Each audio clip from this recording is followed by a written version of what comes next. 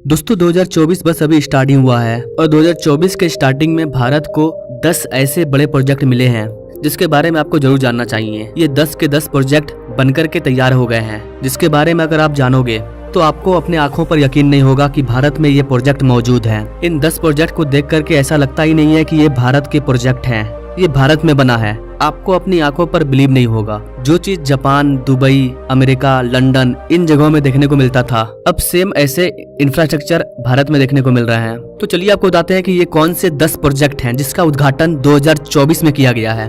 नमस्कार दोस्तों, मैं विकास और आप देख रहे हैं ऑल इंडिया अफेयर्स। दोस्तों हमारा सबसे लेटेस्ट और सबसे सुंदर प्रोजेक्ट है द्वारिका एक्सप्रेसवे। ये अपने आप में खास है।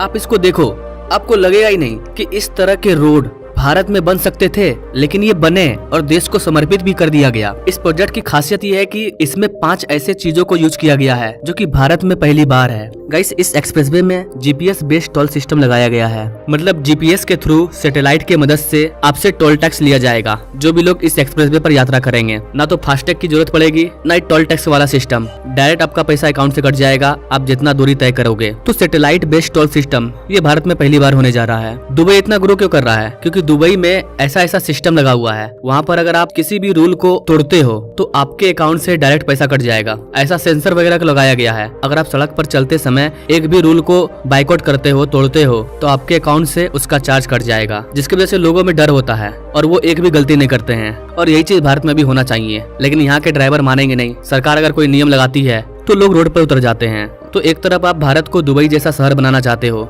दूसरी तरफ आप सरकार की बात भी नहीं मानना चाहते हो। दुबई में जो नियम कानून है उसको अगर फॉलो किया जाएगा तभी तो देश का हर एक राज्य दुबई जैसा बनेगा। नौ द्वारिका एक्सप्रेसवे भारत का पहला 4 स्तरीय इंटरचेंज वाला एक्सप्रेसवे है। इस एक्सप्रेसवे में 3.6 किलोमीटर तक 8 लेन वाला टनल है। भारत में पहली बार 8 लेन वाला सुरंग बना है। द्वारिका एक्सप्रेसवे की और भी कई खासियत है। अगर आप इसके बारे में डिटेल में जानना चाहते हैं तो आई बटन पे क्लिक करके आप देख सकते हैं, या इसका लिंक डिस्क्रिप्शन में दिया हुआ है। हमारा दूसरा सबसे बड़ा प्रोजेक्ट है तिरुचिरापल्ली न्यू टर्मिनल। गाइस, ये एयरपोर्ट तमिलनाडु में मौजूद है जो 702 एकड़ के एरिया में फैला हुआ है। और इसी एयरपोर्ट के न्यू टर्मिनल बिल्डिंग का उद्घाटन 2 जनवरी 2024 को प्राइम मिनिस्टर मोदी के द्वारा किया गया था। जैसे ही 2024 की शुरुआत हुई, इसे देश को समर्पित कर दिया गया। इस बिल्डिंग को 1100 करोड़ रुपए की लागत से डेवलप किया गया है। ये एयरपोर्ट टर्मिनल हर साल 4.4 मिलियन लोगों को सर्विस प्रोवाइड करेगा। इस एयरपोर्ट में 16 चेक इन काउंटर है, 5 बैगेज कैरोसेल है, 16 अराइवल इमिग्रेशन काउंटर है और 44 डिपार्चर इमिग्रेशन काउंटर है।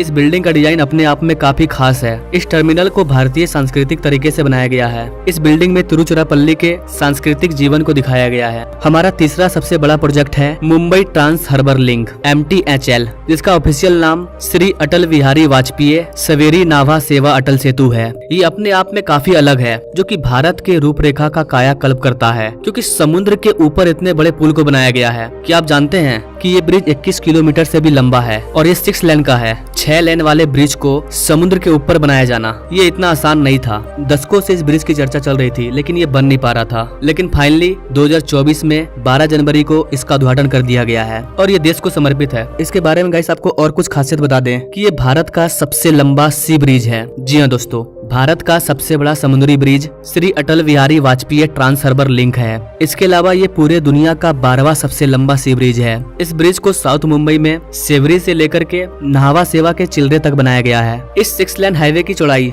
27 मीटर की है, जिसमें कि 2 इमरजेंसी एग्जिट भी है। इसके अलावा 2 edge strip, parallel crash barrier और इसके दोनों साइड नॉइस बैरियर भी लगाए गए हैं। अगर इस एक्सप्रेसवे की कनेक्टिविटी की बात करें तो ये वेस्ट में मुंबई कोस्टल रोड से कनेक्ट होगी और ईस्ट में मुंबई पुणे एक्सप्रेसवे से कनेक्ट होगी। अगर आप इसके बारे में, यानी कि भारत के सबसे लंबे सी ब्रिज के बारे में और अधिक जानना चाहते हैं तो आप इस वीडियो को देख सकते हैं आई बटन पे क्लिक करके, या डिस्क्रिप्शन में इसका लिंक दिया हुआ है। इसमें इसका पूरा डिटेल दिया गया है, कौन सी टेक्नोलॉजी से बनाया गया है, कितना पैसा खर्च हुआ है, देश को इससे क्या फायदा होगा, आम लोगों को क्या फायदा होगा, हर चीज इस वीडियो में बताया गया है। चौथा हमारा सबसे बड़ा प्रोजेक्ट है इंटीग्रेटेड इंडस्ट्रियल टाउनशिप, जो कि ग्रेटर नोएडा में मौजूद है और इसका उद्घाटन भी प्राइम मिनिस्टर मोदी के द्वारा 25 जनवरी को किया गया। इस इंडस्ट्री को पीएम गति शक्ति के अंतर्गत बनाया गया है। इस इंटीग्रेटेड इंडस्ट्री को 1714 करोड़ रुपए की लागत से तैयार किया गया है। ये पूरा प्रोजेक्ट 747 एकड़ के एरिया में फैला हुआ है। इस इंडस्ट्रियल टाउनशिप की सबसे बड़ी खासियत ये है कि ये इंडस्ट्रियल टाउनशिप ईस्ट और वेस्ट डेडिकेटेड फ्रेट कॉरिडोर के चौराहे चौराहे पर बना हुआ है। मतलब इस इंडस्ट्रियल टाउनशिप की कनेक्टिविटी एक और वेस्ट में मुंबई तरफ जाती है और एक और ईस्ट में कलकत्ता की ओर जाती है। इस प्रोजेक्ट के बनने से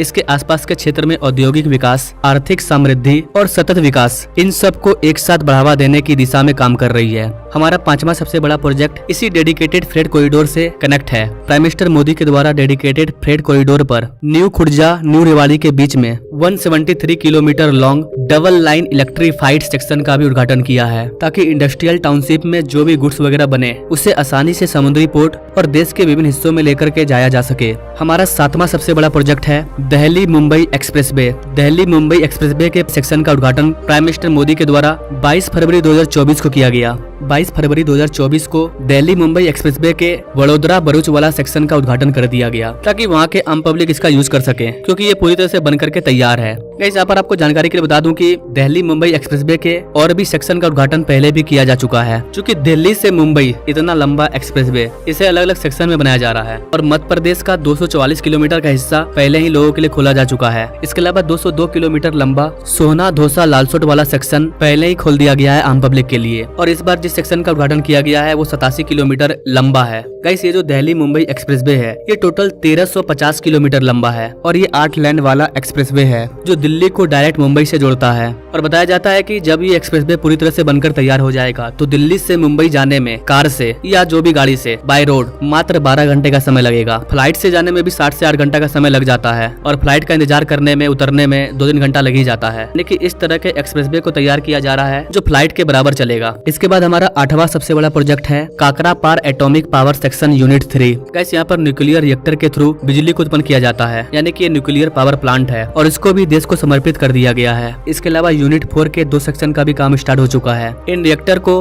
22,500 करोड़ रुपए की लागत से भारत के न्यूक्लियर पावर कॉर्पोरेशन लिमिटेड के द्वारा तैयार किया गया है। इन दोनों रिएक्टर की कैपेसिटी 1400 मेगावाट की है। इन रिएक्टर की सबसे बड़ी खास बात यह है कि ये सबसे बड़े स्वदेशी प्रेशराइज हैवी वाटर रिएक्टर है। ये भारत का अपने तरह का पहला रिएक्टर है जिसे भारत में ही डेवलप किया गया है। ये दुनिया के बेहतरीन रिएक्टर के तुलना में एडवांस इलेक्ट्रिक फीचर से लेस है। इन दोनों रिएक्टर की वजह से हर साल लगभग 10.4 बिलियन यूनिट क्लीन इलेक्ट्रिसिटी का प्रोडक्शन करेंगे। इन रिएक्टर की वजह से गुजरात, मध्य प्रदेश, महाराष्ट्र, छत्तीसगढ़, अंडमान निकोबार, गोवा, दमन दीव, दादरा एंड नागर हवेली, इन सबको फायदा हो रहा है। इसके बाद हमारा 9वां सबसे बड़ा प्रोजेक्ट है अपने प्यारे भारत का सबसे बड़ा केबल स्टे ब्रिज, जिसका उद्घाटन हमारे प्राइम मिनिस्टर मोदी के द्वारा 25 फरवरी को किया गया। इस ब्रिज का ऑफिशियल नाम है सुदर्शन सेतु। इस ब्रिज को 980 करोड़ रुपए की लागत से गुजरात के द्वारिका में बनाया गया है। इस केबल स्टे ब्रिज की लंबाई 2.32 किलोमीटर है। इस ब्रिज की सबसे खास बात यह है कि इसका जो डिजाइन है ये काफी यूनिक है। अब खुद देखिए,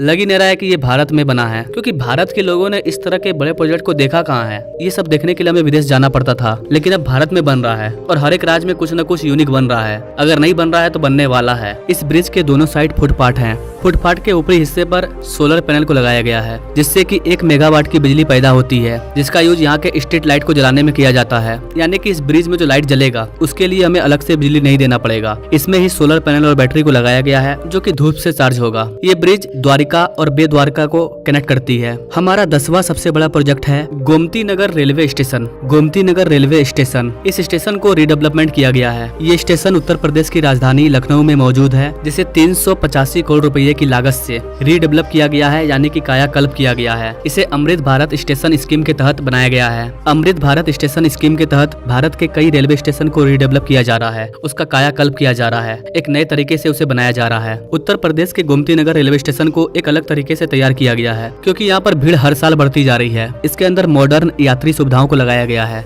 congestion free circulation, food court, parking court. इस पूरे बिल्डिंग की डिजाइन लोकल कल्चर पर की गई है। ये स्टेशन हेरिटेज और आर्किटेक्चर से इंस्पायर है। यहाँ आने वाले पैसेंजर को बेहतर फैसिलिटी मिल रही है। जाते जाते आपको गाइस 11वां सबसे बड़ा प्रोजेक्ट के बारे में बता दें कि प्राइम मिनिस्टर मोदी के द्वारा इसरो को बड़ा बूस्ट मिला है। 3 बड़े स्पेस इंफ्रास्ट्रक्चर को तैयार किया गया है, यानी कि देश को समर्पित कर दिया गया है। सबसे पहला है सतीश धवन स्पेस सेंटर श्रीहरिकोटा। यहाँ पर PSLV इंटीग्रेशन यानी कि PIF को लॉन्च किया गया है। दूसरा है इसरो प्रोपल्सन कॉम्प्लेक्स महेंद्रगिरी। यहाँ पर सेमी क्रायोजेनिक इंटीग्रेटेड इंजन को बनाया जाएगा और स्टेट टेस्ट फैसिलिटी को भी बिल्ड किया जाएगा। तीसरा VSSC में ट्राइसोनिक विंड टनल, जिसे तिरुवनंतपुरम में तैयार किया गया है। मतलब अब भारत सरकार स्पेस को, इसरो को खुल करके बजट दे रही है, खुल करके उनको बढ़ाया जा रहा है, जिसका परिणाम चंद्रयान 2, चंद्रयान 3 देखने को मिल रहा है। अभी गगनयान आने वाला है, सूर्ययान को लॉन्च कर दिया गया है, आदित्य L1, मंगल ग्रह के लिए भी एक मिशन की तैयारी चल रही है और इन सब पर मैंने पहले भी वीडियो बनाया है। तो गैस ये था टॉप 10 बड़े प्रोजेक्ट जिसे सिर्फ जनवरी और फरवरी के महीने में देश को समर्पित किया गया है। ये 10 बड़े बड़े प्रोजेक्ट थे जिसे 2024 के सिर्फ जनवरी फरवरी में देश को समर्पित किया गया है। इसके अलावा भी कई प्रोजेक्ट हैं, सैकड़ों हैं, जिसका उद्घाटन 2024 में किया गया है। लेकिन एक वीडियो में उन सब के बारे में बताना पॉसिबल नहीं है क्योंकि वीडियो काफी लंबा हो चुका है। लेकिन मिलेंगे अगले वीडियो में हम लोग, जिसमें हम लोग 10 ऐसे बड़े प्रोजेक्ट के बारे में जानेंगे जिसका प्रस्ताव रखा गया है। अगर वो प्रोजेक्ट बन जाते हैं तो देश हमारा किस तरह से बदलेगा, इसको हम लोग अगले वीडियो में जानेंगे। आई होप कि ये छोटी सी जानकारी इन टॉप 10 प्रोजेक्ट के बारे में जानकर के आपको अच्छा लगा होगा। अगर हाँ तो हमारे चैनल से जुड़ जाइए, ऐसे ही लेटेस्ट अपडेट आपको मिलते रहेंगे। Now thank you for watching. मिलते हैं अगले वीडियो में एक नई जानकारी के साथ, तब तक के लिए जय हिंद।